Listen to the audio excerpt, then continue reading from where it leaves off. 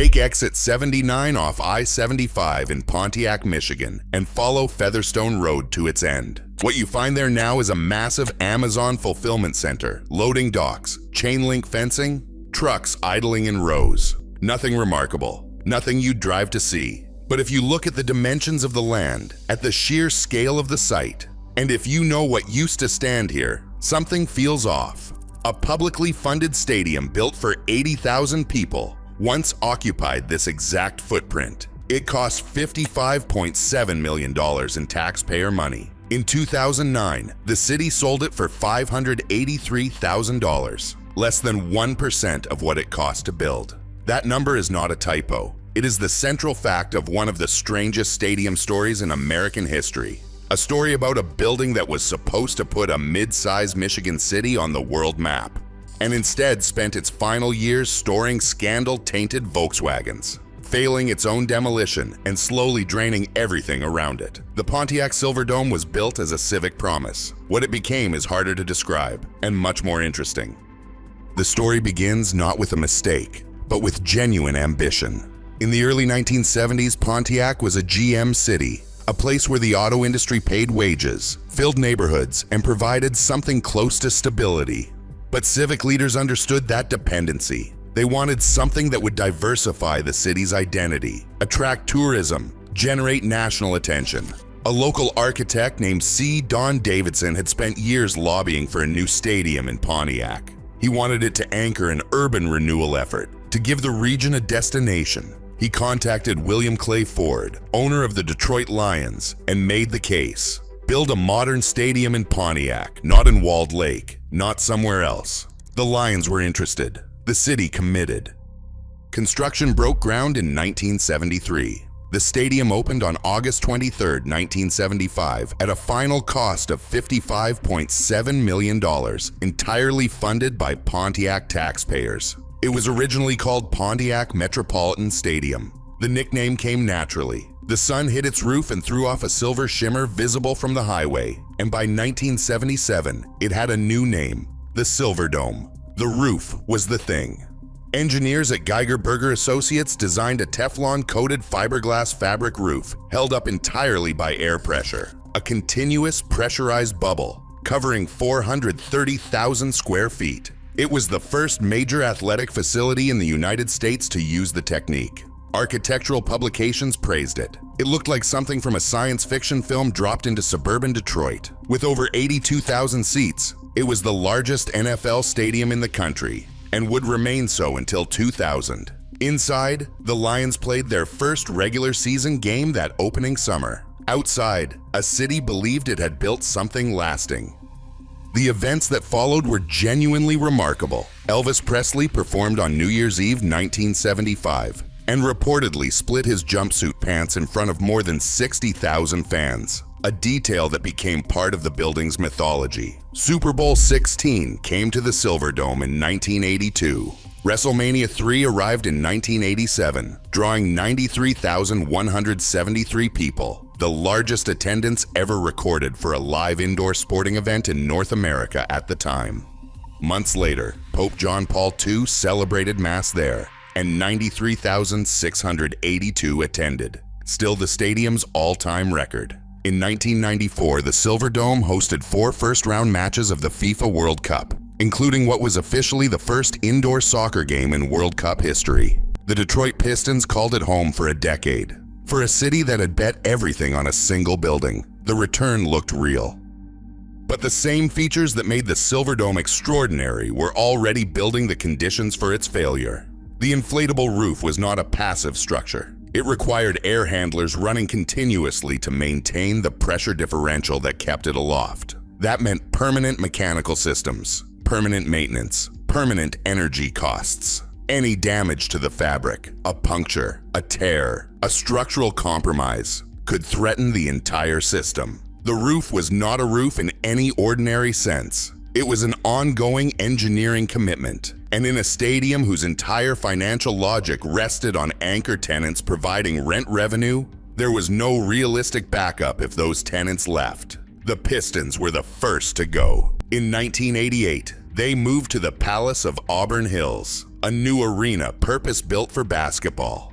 The revenue they had provided to the Silverdome left with them. The Lions remained, and they remained the reason the building still made economic sense. When they were there, the Silverdome worked. When they weren't, the costs kept accumulating. The Lions played their final game at the Silverdome on January 6, 2002, a win over the Dallas Cowboys. The following season, they moved downtown to Ford Field, a new stadium built for $315 million in the heart of Detroit. To leave, the Lions paid the city of Pontiac $26 million to break their contract. That number would become grimly ironic within a few years. The team paid more to exit than the city would eventually receive for the entire building, and all 127 acres of land around it.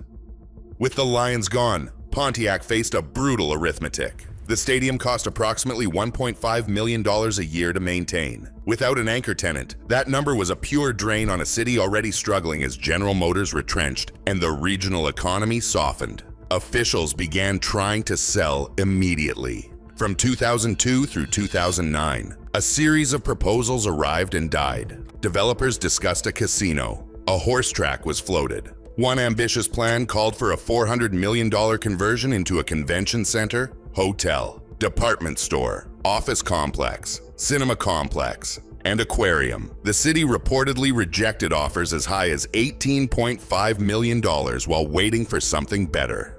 Nothing better came. By 2009, Pontiac was in a financial emergency serious enough that the state of Michigan appointed an emergency manager to oversee city finances. The Silverdome, costing $1.5 million a year to sit empty, could not be absorbed into that equation. Emergency manager Fred Lieb authorized a public auction with no reserve minimum, no floor, no guaranteed price. In court documents filed around that time, Lieb noted that 3 major real estate developers had told the city they would not take the Silverdome even if it were given to them at zero cost. The demolition liability alone made it a burden rather than an asset. The auction attracted one bidder. Andreas Apostolopoulos of Triple Investment Group, a Toronto-based real estate firm, won the Silverdome and its 127 acres for $583,000. Jon Stewart covered the sale on The Daily Show, noting that an 80,000-seat domed arena had sold for less than a one-bedroom apartment in Manhattan, specifically one with a rodent problem, above a bowling alley, and below another bowling alley.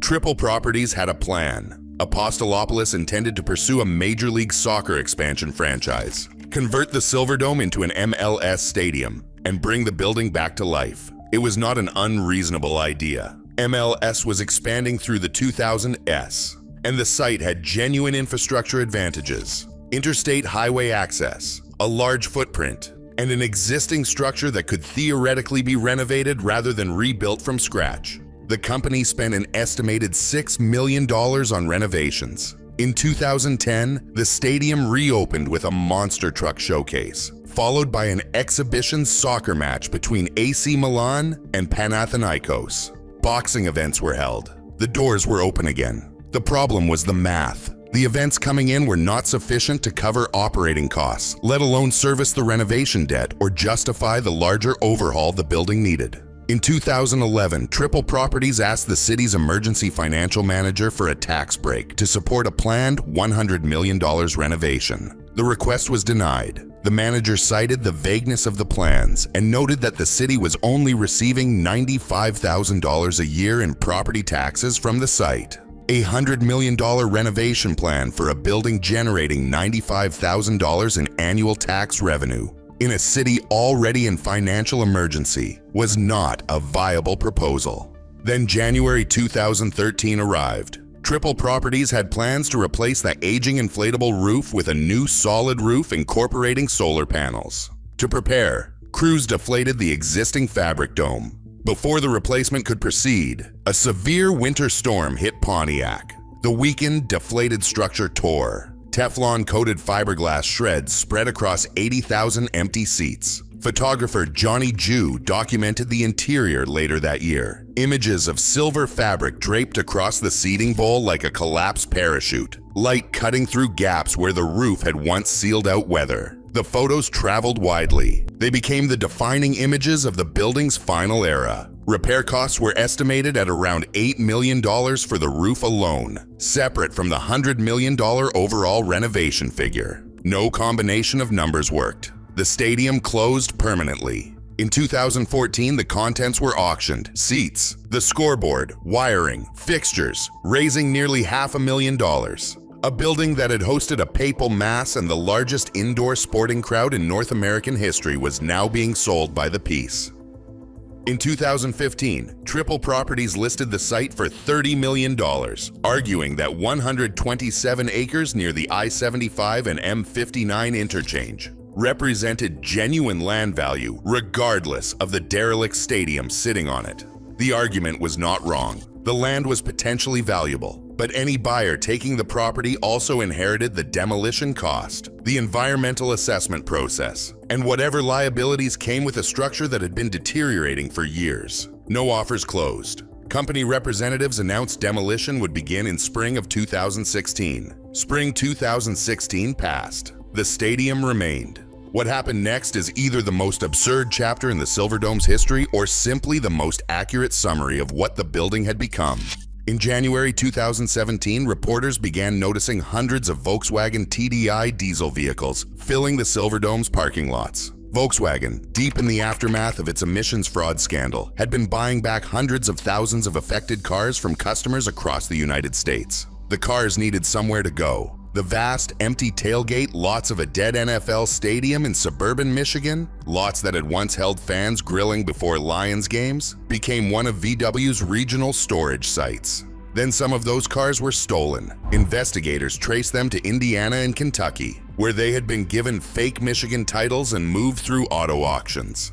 Approximately 60 vehicles were confirmed missing. Federal and state authorities opened investigations. The parking lot of the Silverdome, once host to World Cup fans and WrestleMania crowds, had become a crime scene involving fraudulent title transfers for emissions scandal Volkswagens. The city of Pontiac, which had been trying to force demolition for years, filed 6 complaints against Triple Investment Group over building code, safety code, zoning, and municipal permit violations related to the VW storage arrangement. The lawsuit that followed over illegally parked scandal cars in a dead stadium's lot finally produced what years of negotiation had not. In March 2017, a court consent agreement required Triple Properties to hire a demolition contractor by May 12th.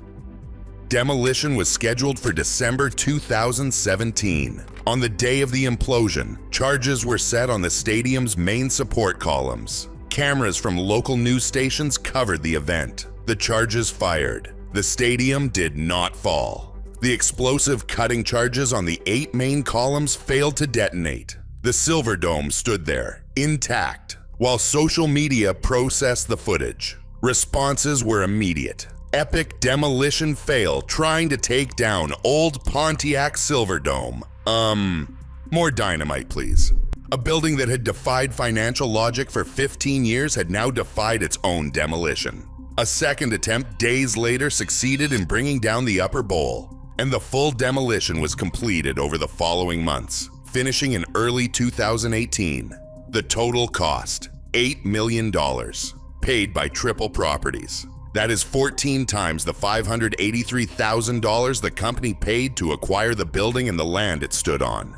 In September 2019, Amazon was announced as the new occupant of the site. An estimated $250 million fulfillment center project would bring roughly 1,500 jobs to the area. The land that 3 developers had once refused to take for free was now worth enough to support a $250 million facility. The infrastructure that C. Don Davidson had built his vision around, the highway access, the flat acreage, the proximity to the regional logistics network, turned out to be genuinely valuable, just not for the purpose anyone had built for. What stands at the corner of Featherstone Road now is unremarkable in the way that Amazon warehouses are always unremarkable. Trucks come and go, packages move. The land does its economic work.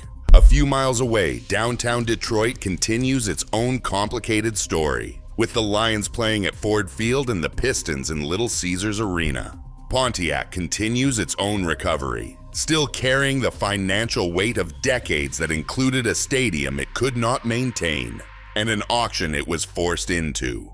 The Silver Dome was not destroyed by a disaster. It was not condemned for structural failure. It was not lost to fire or flood or earthquake. It was killed by a sequence of rational-seeming decisions that each made sense at the time, and together added up to ruin.